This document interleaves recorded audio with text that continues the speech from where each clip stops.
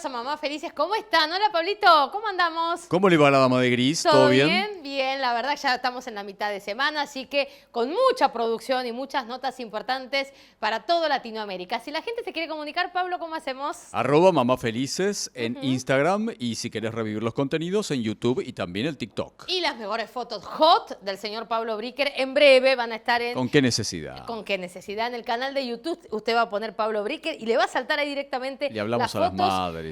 más hot del señor Bricker en instantes. En un par de días más ya nuestro editor Leandro va a estar subiendo ese material. Temas interesantes hoy, ¿no? Tenemos muchos temas interesantes, como siempre, y gracias a la provincia de Córdoba. Allá vamos.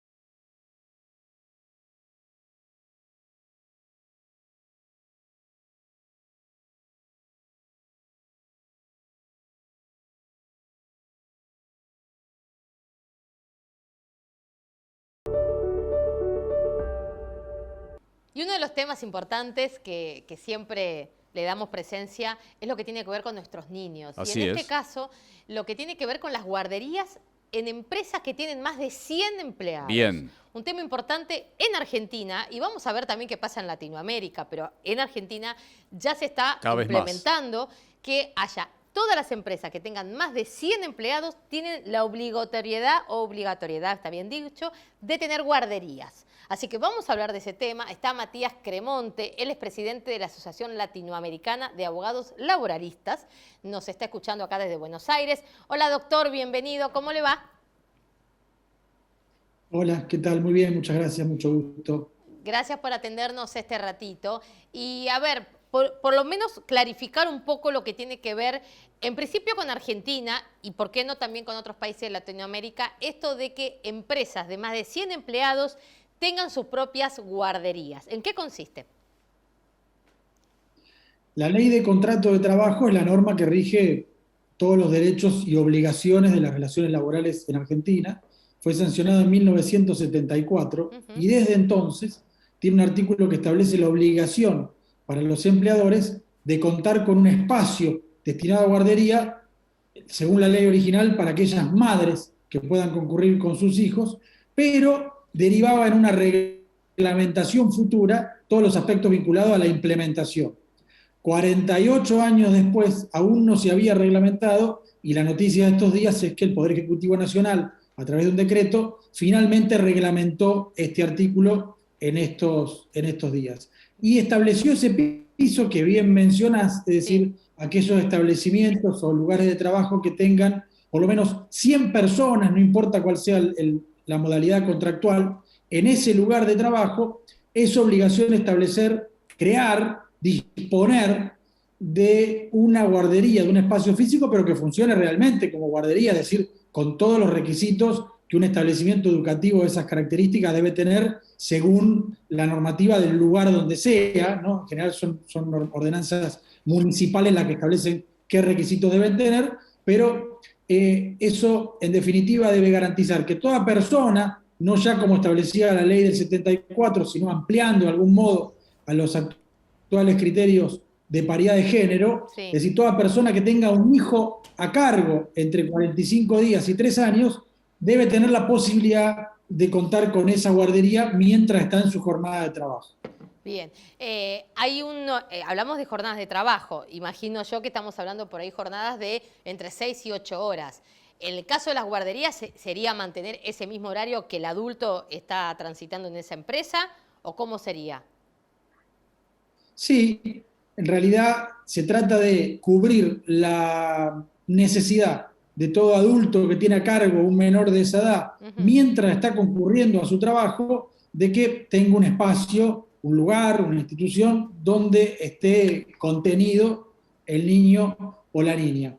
Eso en términos generales, la ley establece, la reglamentación establece que el sindicato, a través de la negociación colectiva, el sindicato y las empresas, pueden acordar que se sustituya la creación de una guardería por el pago, es decir, por el pago de un dinero que cubra la guardería a la cual pueda enviarse al niño o a la niña.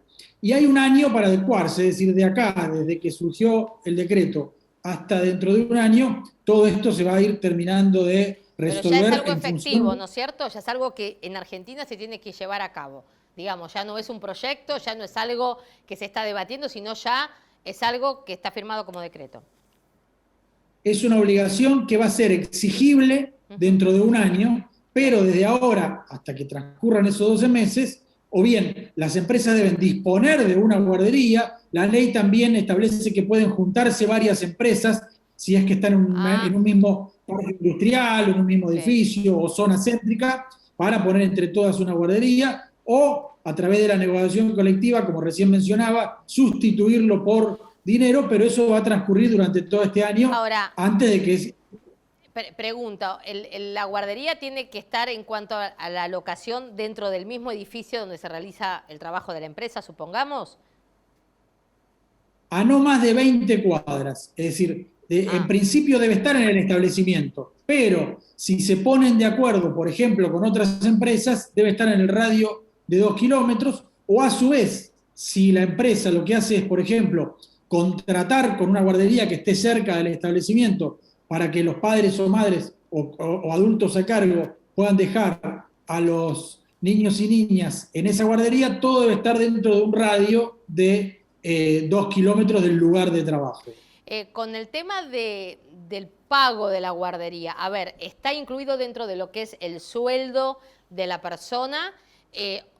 ¿Habría algún pago extra por uno dejar el niño en la guardería? ¿Estaría dentro de lo que uno cuando es contratado por la empresa es como un beneficio que tiene de llevarlo o no a la guardería?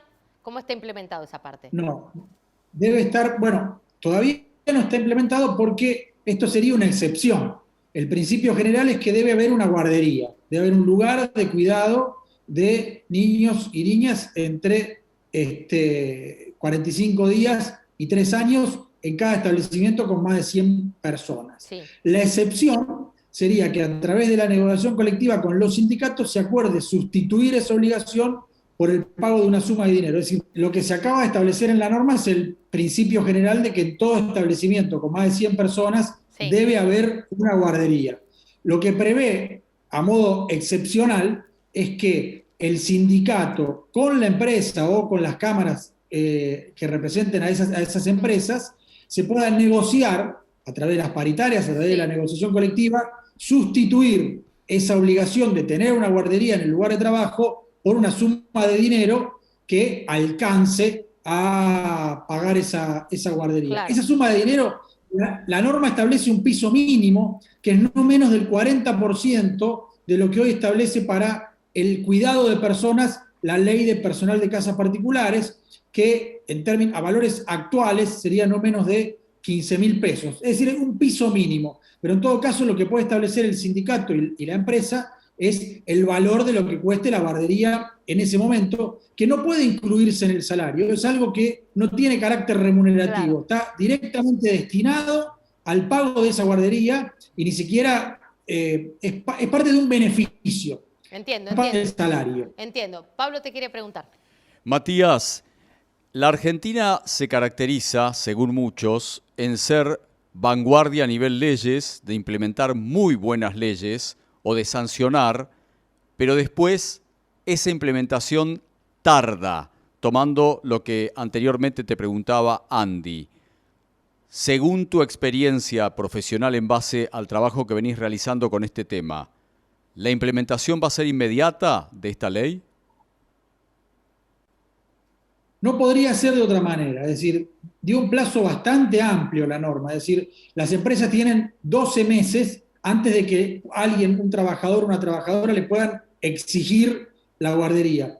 Es cierto que la posibilidad de negociarlo colectivamente con los sindicatos abre una ventana bastante grande para sustituirlo por dinero, y ya hay bastantes críticas en ese sentido porque, bueno, siempre queda la duda, la sospecha o, como bien decís vos, la posibilidad de que a través de la experiencia de otras situaciones se pueda sustituir por una suma de dinero que finalmente se valorice y no alcance a cubrir esto que la ley está atendiendo o trata de resolver directamente, porque vale la pena recordar que también esto es consecuencia de un fallo de la Corte Suprema de Justicia de la Nación del año 2021 que obligó al Estado Nacional, al Poder Ejecutivo, a reglamentar esta ley. Recordaba yo al comienzo que hace 48 años que está en la ley de contrato de trabajo y recién ahora se reglamenta. Es decir, ya ha pasado un tiempo más que suficiente como para que esta norma, si se reglamentó de esta manera, se empiece a ejecutar cuando está previsto que comience. Gracias por tu rato, Matías. Estamos a disposición. Cualquier cosa nos volvemos a contactar. Muchas gracias.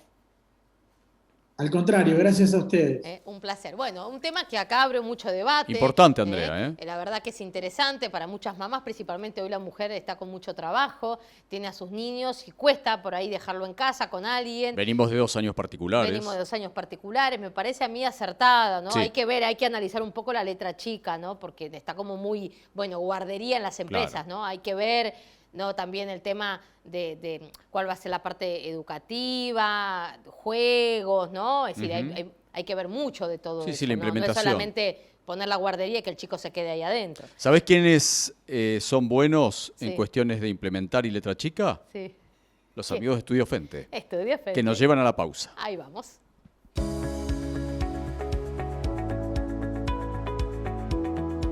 Si querés que tu pyme sea una empresa eficiente, organizada y competitiva, en Estudio Fente vas a encontrar la solución a tus problemas de gestión de negocios. Estudio Fente, info@estudiofente.com, www.estudiofente.com, teléfono 54 911 6271 3627 de Argentina.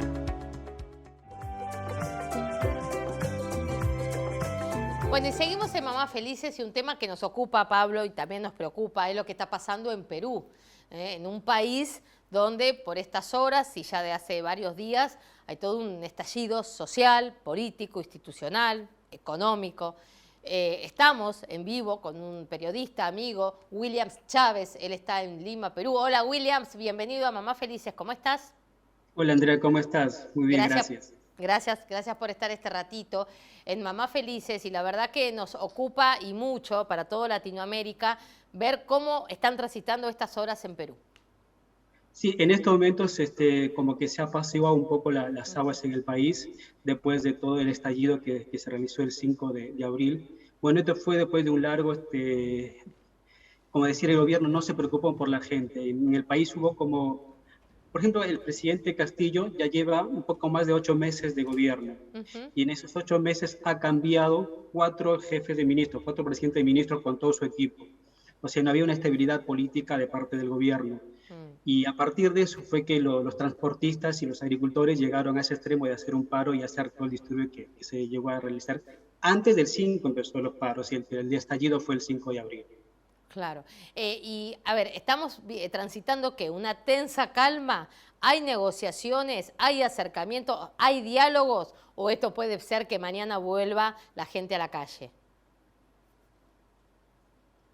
No, ahora se ha tranquilizado un poco la cosa. Por ejemplo, después del estallido que se realizó, el gobierno llegó a hablar con los transportistas y los agricultores. Por ejemplo, con los transportistas llegó a bajar un decreto para que bajara el precio de los combustibles, que era lo que reclamaban ellos. Además, los transportistas venían reclamando ya hace 6 meses el bajo tanto del combustible como también de los impuestos que ellos pagaban. Cuando llegó la guerra con Rusia y Croacia, Ucrania, ahí se incrementó más todavía, claro. Entonces, el foco de la crisis real en Perú, para que uno que está de afuera lo pueda interpretar, ¿tiene que ver con una cuestión económica? ¿Tiene que ver con una cuestión de estratos sociales, de una clase social que está requiriendo urgente leyes? Cambios. Que está como marginada en algún punto en una sociedad como es la sociedad de Perú. ¿Dónde está el foco? ¿Dónde está la situación del desequilibrio como país? El foco está como decías, ¿no? En el desequilibrio económico. Después de la pandemia, hay mucha gente que se quedó sin trabajo. Hay mucha gente humilde en el Perú. Y entonces esa gente, lo que está en los bajos recursos, que no tiene cómo llegar a fin de mes. Por ejemplo, la gente que hizo el reclamo son gente que vive día a día. Claro. O sea, acá la gente que trabaja en el Perú son gente informal, son pocos los que son formales. Y esa gente informal trabaja durante el día para poder llevar un pan a su casa. Entonces esa gente no llega a cumplir todas esas metas. Por eso es que es el estallido social. Es más, esa gente humilde, como quien dice, fue quien apoyó al presidente Castillo. Claro. Esa gente fue quien lo votó a Castillo. Han pasado 8 meses y no ve que ese voto que le daba al presidente se vea en cambio en sus cambios económicos para las familias. Entonces, por eso que la gente se ha cambiado, se ha cansado un poco de lo que está pasando con su economía. Encima, con el alza de precios, más que hizo los transportistas el paro. Al no llegar el producto a su casa, se empezó a incrementar el valor del producto. Por eso fue el estallido del 5, donde la gente se cansó. Porque, le comento, el día 5 de abril fue el paro de los transportistas y agricultores, pero de la nada se empezó a sumar las familias, las madres de familia. La madre decía, yo salgo a protestar porque no me alcanza la plata para comprar. Para Sí, se armó como un general de toda persona que está desconforme con la situación actual en lo económico, en lo social. ¿Cómo está la parte educativa en Perú? Los chicos han vuelto a la normalidad de las clases, porque nosotros hacíamos hincapié casi llegando a fin de año del año pasado con toda la situación de la pandemia y estaban todavía en demoras con la cuestión presencial. ¿Cómo está la cuestión educativa en Perú? La cuestión educativa es mitad y mitad. Algunos colegios han empezado sus clases, pero no todos van presencialmente. Algunos hacen presencialmente y otros virtualmente. La cuestión educativa acá, los colegios que muchos se han quejado es la infraestructura de los centros educativos, donde que no cumple las condiciones para que los chicos asistan a los colegios. Es decir, no es una cuestión de la pandemia ya, sino es una cuestión de la cuestión edilicia del lugar, que están en malas condiciones las escuelas. Tremendo. Es más, el día 5 de abril, donde fue el estallido social, al día siguiente, acá se llaman los trabajadores los docentes, que es el SUTE, mandaron una protesta, hicieron un paro al día siguiente. O sea, no fue un paro donde que dejaban trabajar, sino un reclamo hacia el gobierno para que puedan atender un poco las necesidades de los docentes también, que no se está cumpliendo. Eso también es muy, muy deficiente en ese sector de educación del Perú.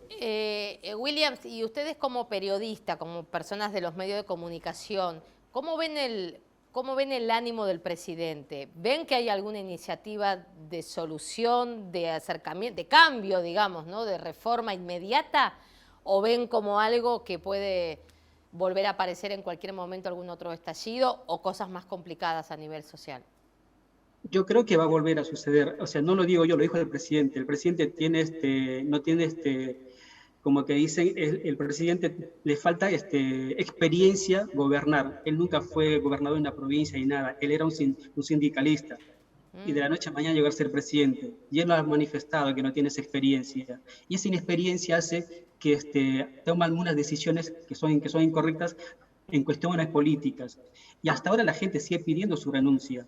Es más, hace poco hicieron una encuesta, antes del estallido de la encuesta, te estoy comentando, donde que el presidente hay un descontento del 70% y el 60% pide su renuncia. Entonces, al menos la gente está esperando a que se cambie un poco y haya cambios en el Ministerio de ¿Vos creés que la posibilidad de que Castillo renuncie es una posibilidad? El presidente dijo que no va a renunciar. Yo creo que si es que la gente sigue saliendo a protestar, yo creo que no le queda otra. Es más, en estos días, la presidenta del Congreso dijo, si el pueblo decide que nos vayamos, nos vamos a ir todos. Nos vamos el Congreso y el presidente, porque la gente está pidiendo que se cierre el Congreso y que se cierre también y que renuncie también el presidente. Pablo.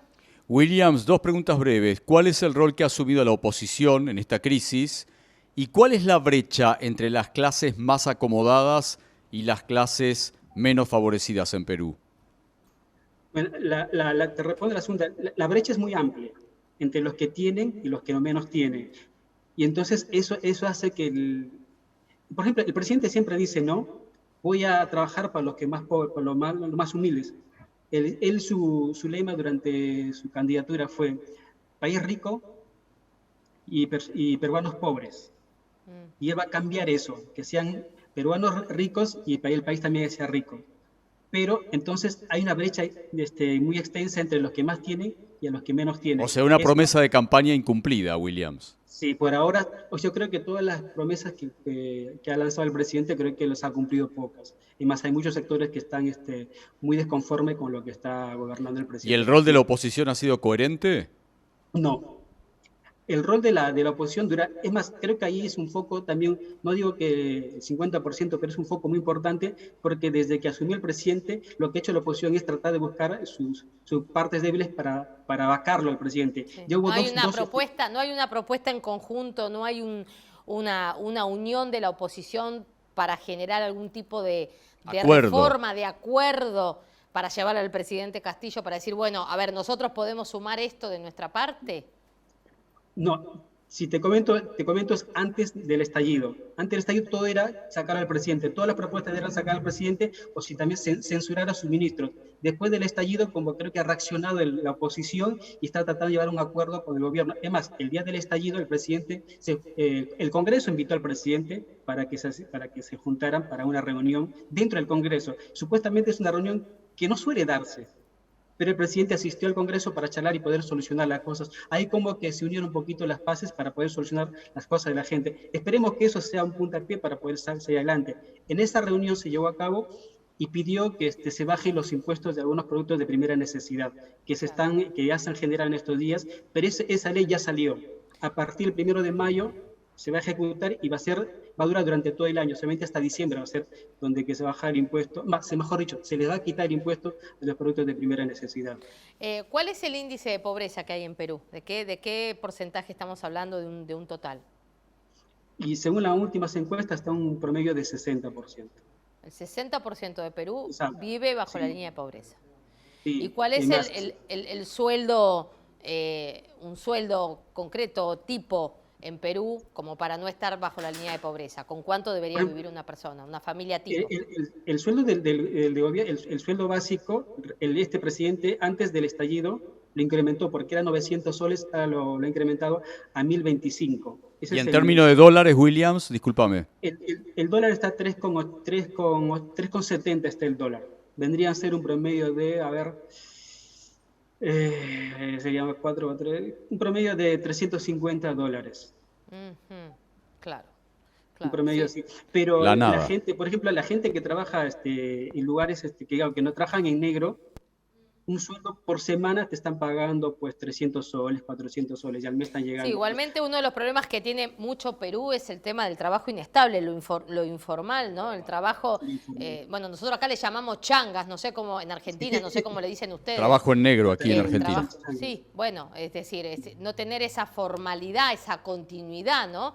Nosotros acá en Argentina recibimos mucha gente de Perú, que trabaja acá en Argentina y bueno, a mí me consta de lo personal de que nos cuentan un poco que es muy difícil poder tener una vida en Perú cuando uno tiene familia, hijos, por esta cosa de no tener la estabilidad económica, ¿no? En donde el trabajo por ahí hoy es rentable y mañana no lo es. Entonces uno no puede estar con una inestabilidad todo el tiempo, económicamente hablando. Claro, por eso, por ejemplo, las madres de familia salen a vender muy temprano se moliente, en la noche venden sus salchipapas, sus verduras. Entonces, en ese momento, cuando salen a vender, no es que tienen un sueldo fijo. Todo depende también de la economía del país. Si hay gente que tiene plata, le va a consumir. Si hay gente que tiene menos ingresos, por ahí se va a obviar de gastar cierta cosa, por más pequeña que sean. Pero es verdad, acá en Perú hay mucho comercio muy ambulatorio, que digamos. Claro, y entonces, eso es que la gente vive el día a día. Por ejemplo, uno de los grandes estallidos del 5 de abril fue que hay muchas personas que se han quedado durante la pandemia, se han quedado sin trabajo. Entonces lo que han hecho es, estas personas se han tratado de endeudar para poder comprarse un carro y hacer taxis y poder trabajar de ello. Y esos taxis a veces son ilegales y también como que la gente no le gusta eso, ¿no? Porque la gente que se ha quedado sin trabajo y necesita llevarse un pan para comer cada día. Sin duda. Williams, la verdad muy completo el informe. Muchas gracias desde Perú, Lima. Estamos atentos. Ojalá se calme y bueno, el gobierno, como siempre decimos, debería trabajar para el pueblo, para los pueblos. Así que esperemos que prontamente haya una solución, un recambio y que todo sea para bien. Un abrazo grande, Williams. Muchas gracias. Muchas gracias a ustedes. Gracias. Bueno, recorriendo Latinoamérica, Así Pablo, es, como siempre. Como siempre, con las buenas noticias, con las malas noticias, pero lo importante es tener la cercanía. Acercarnos, exacto, como vos decís, a la realidad de nuestros pueblos, ¿no? Exactamente. Así que pasamos por Lima, Perú, y esperemos que pronto, cuando nos volvamos a comunicar, sean para buenas noticias. Si te parece, presentamos a Miva Diseños. Allá vamos. Miva Diseño, fábrica de muebles, línea de acero y madera de alta calidad. Visita nuestros locales en Avenida Belgrano 2551, 2104 de Ciudad de Buenos Aires. Teléfono 11 4 308 3800 y North Center Shopping en Vicente López, provincia de Buenos Aires. Y seguimos en Mamás Felices y para mí es un placer porque es una grosa de todo lo que tenga que ver con la psiquiatría, la parte psicológica, nuestro cerebro, nuestra cabeza, cómo pensamos y de qué manera, es la doctora Graciela Moreschi. Hola Graciela, bienvenida a Mamás Felices. ¿Cómo andás? Gracias por estar Un acá, placer, me encanta. Un placer tenerte. Bueno. Y la verdad que con un trabajo ya que estás empezando a promocionar, que tiene que ver con este libro que estamos mostrando. ¿Qué nos deja la pandemia? ¿Cómo nos paramos frente a una situación que hemos vivido todos y la humanidad, con una cuestión hasta incluso psicológica? ¿Viste? Muchas veces uno en las conversaciones diarias, y bueno, ¿y qué te dejó la pandemia? ¿Y qué cambiaste? ¿Y cómo te rearmaste? Y si cambiaste algunos hábitos, hasta cosas para pensar, que uno piense diferente a como pensaba antes de la pandemia. ¿Un poco todo eso tiene que ver con tu libro? Todo eso tiene Bien. que ver. Y me parece bárbaro esto que decís. Claro que nos cambió. Y a veces uno cree, bueno, nos cambió porque nos puso síntomas, nos desató, nos disparó ansiedad, depresión, pero también nos cambió como persona la mirada, la jerarquización. Mira, La importancia de las cosas. La importancia fundamental, los vínculos, cómo nos vinculamos, qué pasó en la familia, con el otro, como en un equipo, con quienes contamos, porque hay gente que se sintió muy sola en la crianza de los chicos o estuvo superada por la situación.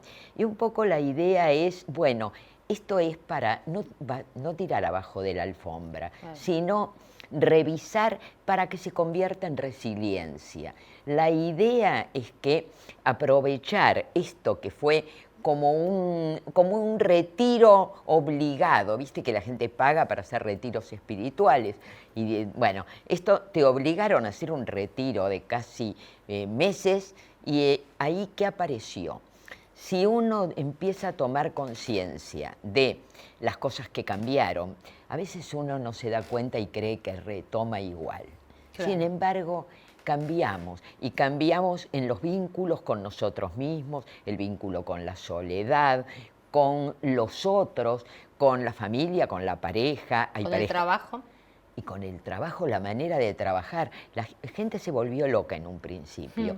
Pero después, bueno, esto de... Lo que pasa es que el pensar de trabajar desde casa, uno a veces por ahí, en alguna que otra empresa, por ahí lo hacía, pero ya el 7x24, estar enganchado a un Zoom, a una computadora o a un celular, y todo pasaba por ahí, y te pasaba la vida misma de costado, si tenías 2 chicos, si tenías 2 perros, y todo te pasaba en el mismo contexto mientras vos tenías la cabeza en tu oficina en un Zoom. Totalmente. Era como muy loco pensar muy eso. Loco, y además muy invasivo. No había corte, era como que todo pasaba en el mismo momento. Exacto, la noción de tiempo se alteró. Y esto nos dejó secuelas, pero cuando yo hablo de secuelas no hablo de las secuelas sintomatológicas, que también aparecieron, sino como cambios en la estructura del pensar. Y ahora que estamos retomando y que, bueno, en algunos se volvió a lo presencial total, otros no. Es a mitad de camino. Pero ¿qué pasó? ¿De qué nos dimos cuenta?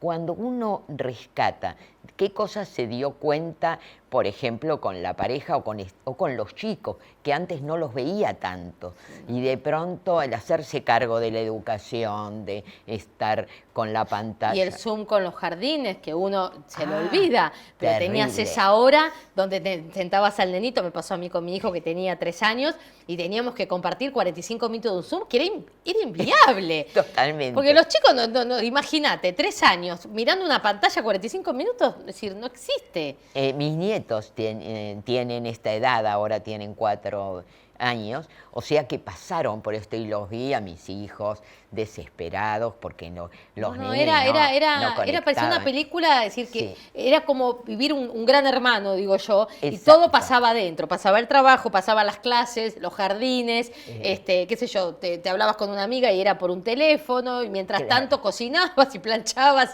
y todo pasaba en un circuito de tu casa. Totalmente, y es esto que cambió esa noción de espacio-tiempo, nos cambió internamente. La idea en el libro, si bien hay un capítulo en que describo todos estos cambios, la idea es profundizar en, bueno, ¿y cómo afectó? Porque el ADN del alma es la psique profunda. Digamos, esa parte, nosotros tenemos un inconsciente personal y un inconsciente profundo, que es el que compartimos con toda la humanidad. A ver, entonces, por ejemplo, los me gusta eso. son Pelucha los, Bricker. claro, y son los arquetipos. Nosotros, los arquetipos son, digamos, acá en China o en lo que sea, las madres tienen como un arquetipo materno con determinadas características que cada uno lo adaptará a su cultura y a su personalidad, pero hay arquetipos así como el sabio, el joven eterno, esos son los arquetipos. Estos fueron afectados a partir de esos cambios que hubo. Y entonces se cambiaron roles, de pronto uno tuvo que desarrollar otro que no estaba porque, bueno, vos estabas enganchado en las mamás que tuvimos que ser maestras en un punto. Exacto. Y cuando no lo somos y que no tenemos quizás esa misma capacidad o tolerancia de un maestro en una clase. Claro, igual uno lo comprendía después al maestro y decía, pobre, si tiene que estar con 30 iguales. Bueno, eso fue lo que fue alterado. Y poder trabajar eso para transformarlo, bueno, en recursos, porque en realidad si fuimos capaces, esto de pronto de ser maestras, de darnos cuenta, de registrar cosas con los chicos, de registrar qué pasa con la pareja, cómo alternaron los espacios, o estuvieron todo el tiempo en una lucha de poder, habiendo quién se hacía ¿Por qué cargo. hay gente que la pasó bien o relativamente bien frente al encierro, frente al trabajo en casa, frente a este cambio que estás justamente comentando vos? Medianamente lo pudo sobrellevar, hasta incluso le pudo generar una inspiración para hacer algo diferente, para motivarse en un negocio nuevo, para emprender una vida nueva, no una vida, pero sí un trabajo diferente. Y mucha otra gente no pudo salir de ese círculo vicioso. ¿En dónde está la situación? ¿Cómo uno tiene que pararse psicológicamente en una situación como fue la pandemia? Esto es muy interesante lo que decís, porque acá depende mucho la flexibilidad, por ejemplo.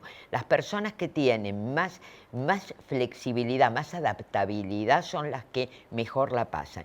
Aquellos que sienten que son más rígidos, más estructurados, de pronto se les quema el esquema y se desborda. Se desbordan, se derrumban.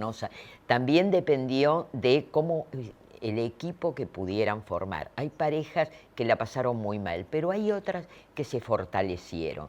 Mira, algunas que frente a la cantidad de opciones que da la vida siempre piensan, estoy acá, pero podría estar en otra parte.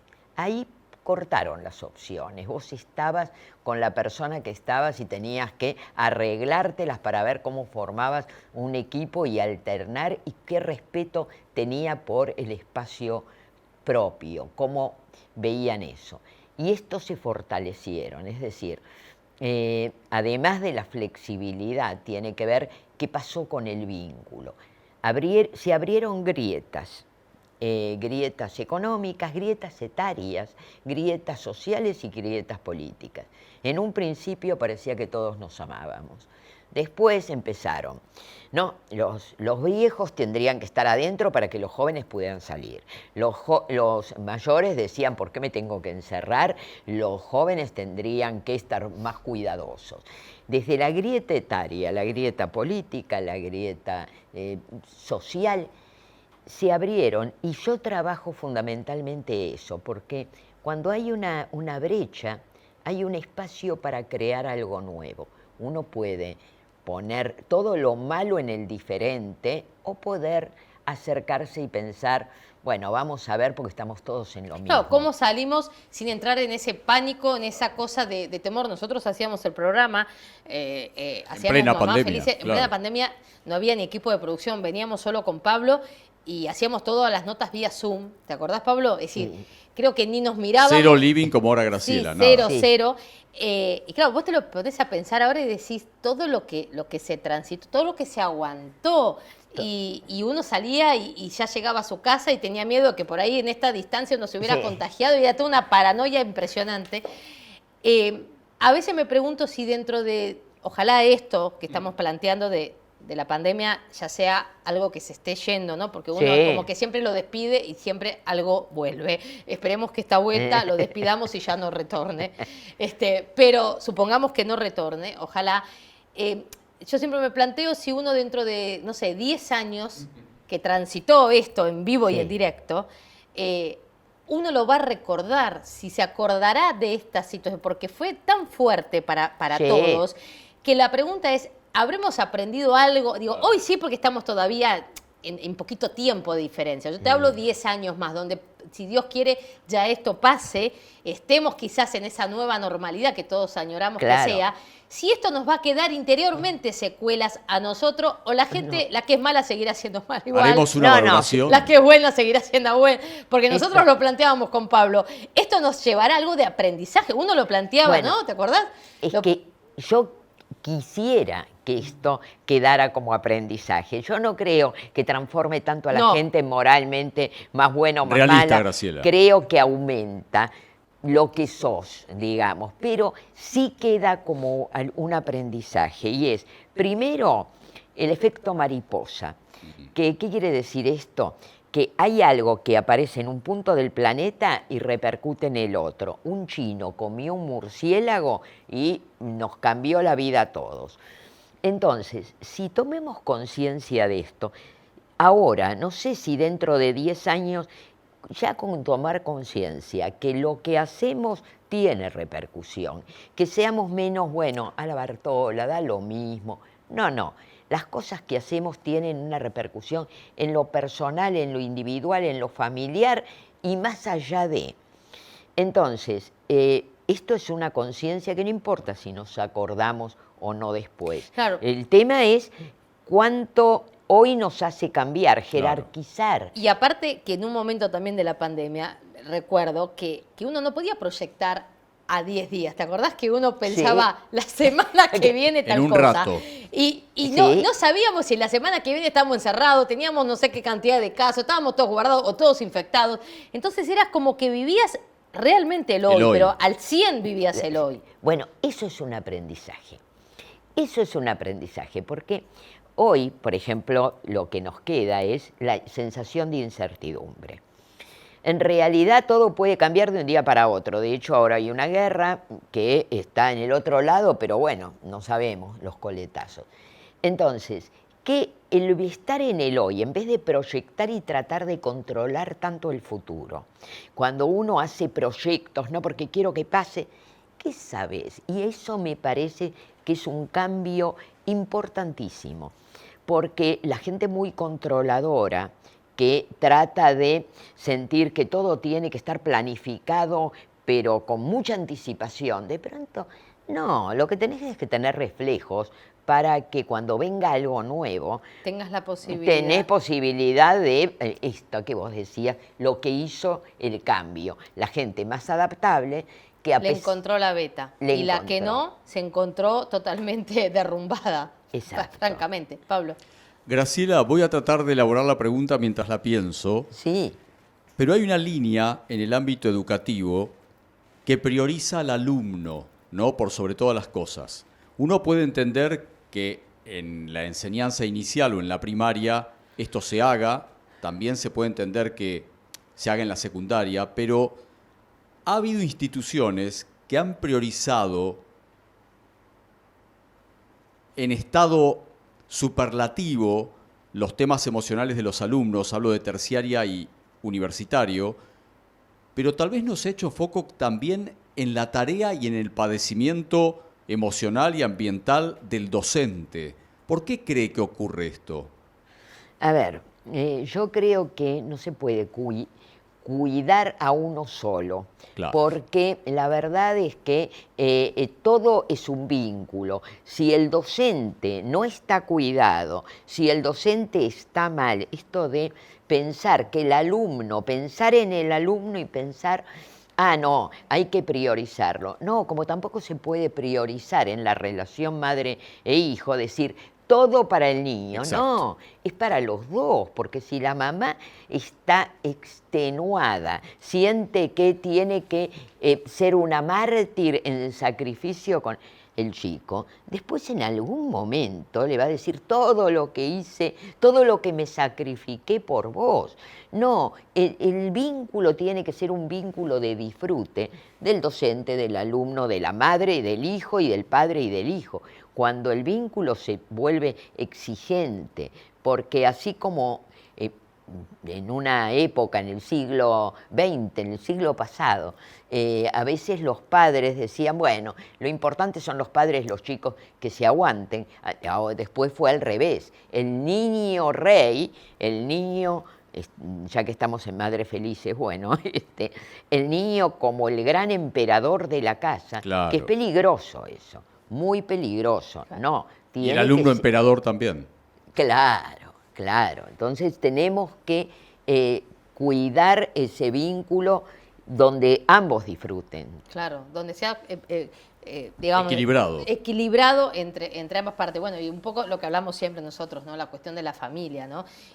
Cómo es ese vínculo en donde el papá tiene que ser papá, la mamá tiene que ser mamá, y el niño, bueno, por supuesto, que uno si le puede dar todos los gustos, los placeres, y todo lo que uno puede darle a un niño, está muy bien, pero me parece que el mantener los roles es lo que es fundamental. Fundamental. Y respecto a todos los gustos, ahí yo te diría... Bueno, todos los gustos quiero decir, no. Cosas que el niño disfrute. Claro, que el nene disfrute, pero tiene que saber... Sí, tiene que conocer los límites y que no todo se puede. Claro. Esto me parece que hay opciones, porque cuando uno no le pone el no, porque pongamos que hay una situación económica que lo permite y todo... Bueno, ¿por qué no si se puede? No hay tolerancia después a la frustración. La frustración en algún momento la va a poner la vida. Ayer me reía sola porque mi hijo que salió de la salita de 4 había invitado a un compañerito a que ayer mismo viniera a mi casa. Yo no podía, tenía que trabajar. Claro. Pero mi hijo le dijo, sí, vení que mi mamá puede. Salimos del jardín y me dice el otro nenito, me dice, voy a tu casa. ¿A mi casa? Yo me tenía que ir a ver a mi madre y tenía que trabajar para el programa de hoy. Lo miro a mi hijo y le digo, pero no, hoy no. Niño autónomo. Claro, le digo, pero vos le dijiste que venga, estaba la mamá del chico también. Y me dice, sí, yo le dije que vos podías. Y el nene se pone a llorar. El otro nene se pone a llorar porque, claro, le había dicho a mi hijo. Y mi hijo le dijo, sí, venís a mi casa. Y a ver, andás a ver cuánto tiempo en el jardín estuvieron hablando que venían a mi casa. Y entonces fue frustrante. Y el nene me puso una cara de como diciendo, la soy mala la culpable. de la película. Claro. Y yo le digo, perdón, le digo yo, pero hoy puntualmente no puedo. Si hubiera sido otro día, viste, quizás uno acomodaba. Y te quedas también pensando, porque decís, viste, cómo mi niño de la nada, sabiendo, porque obviamente uno conversa y sabía él que yo no podía, tenía que ir a la casa de mi madre, marcó una situación que después la situación no se pudo dar. Y yo le dije al compañerito, le digo, mira, el miércoles te prometo que me hice a tomar la leche a mi casa. No se quedó muy convencido, muy conforme. Pero te quiero decir, es importante también marcarle, bueno, el aquí ahora no, por esto y por esto. Claro. Y será en otro momento. Totalmente. Y esto, a ver, es saludable para un chico, el saber que no es lo que se le ocurre. Entre ellos habían arreglado que se venían a mi casa sin consultar nada. Claro. Y bueno, esto, llevado después a la adultez, es cuando alguien cree que pone las normas en todo y que el mundo está de Pasa en el ámbito educacional eso que señalás, Graciela, y que señala Graciela, el alumno emperador, ¿no? Claro. De fijar en la norma. Claro, exacto. Cada vez hay muchísimos papás que se adaptan tanto a los nenes que terminan los chicos fijando la norma de qué cosas quieren y cómo y dónde. Y bueno, por eso decía ese pequeño no, donde la cosa tiene un límite, él se va a tener que adaptar a al no, y bueno, y si no es esto, se pueden otras cosas que también son buenas. Y esto es darle flexibilidad a un chico. Yo trabajo esto también en el libro, la flexibilidad, porque cada capítulo tiene ejercicios. Bien. Ejercicios que no son tips, son ejercicios para que trabajar uno puede uno. hacer para trabajar, Para qué trabajar interesante uno. eso. Y en esos ejercicios es la flexibilidad, que es algo, bueno, es no alternativa plan A, plan B, plan C. Toda la vida tiene que haber varias alternativas, Seguro. porque si no... ¿Cómo pueden conseguir el libro? En las librerías. ¿En cualquier librería de aquí? Sí, teóricamente están en todas las librerías. Y gente de Si no- Latinoamérica, ¿va a salir de manera online el libro? ¿La idea es salir o no? Sí. Y además esperemos que Sí. esté en Latinoamérica y Ojalá. España. Me dijeron que la editorial está también tiene sucursal o no Sí, sé, sí, en en distintos- Latinoamérica y España, Qué bueno. pero está también en forma digital. Qué bueno, eso es fundamental Bueno, porque hoy un sí. montón de gente va y Y, lo compra directamente de sí. manera digital. Así que es un placer, es un honor tenerte en los Bueno. Un estudios de gusto. Mamás Felices. Te seguimos de siempre, sigo mucho tus charlas, tus comentarios, tu información. Así que gracias por este ratito de Mamás Felices, Graciela. No, gracias a ustedes Un por placer. darme esta Gracias, mi oportunidad. amor. Gracias. Bueno. ¿Nos vamos a la pausa? Recorremos Latinoamérica. Ya venimos. Agencia de Remises Avanti. Autos al instante, traslado a aeropuertos, atención a empresas, el mejor servicio. Remises Avanti. Teléfono 011 4862 4004. Ciudad de Buenos Aires, Argentina.